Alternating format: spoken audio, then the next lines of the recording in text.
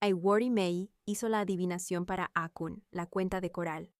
Antes de dejar el cielo, las cuentas también fueron a Iwori para la adivinación. Sin embargo, él instruyó a 3 de sus sustitutos para que realizaran la adivinación para la cuenta. Ellos fueron Afun Yin Yin, Ake Yin Yin, Oyin Yin Kebi Ala. Ellos realizaron la adivinación para la cuenta de coral, Akun en Yoruba e Ivy en Bini, quien fue nombrado Olomo Akeriwaye en el cielo. Le aconsejaron que hiciera un sacrificio para que pudieran vivir para siempre en la tierra como un instrumento de adorno y nobleza, y para que fueran manejados con respeto y dignidad.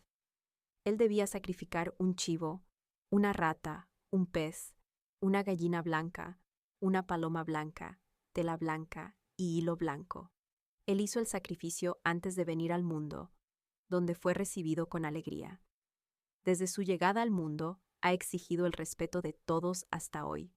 Está asociado con la aristocracia real y los adornos ceremoniales.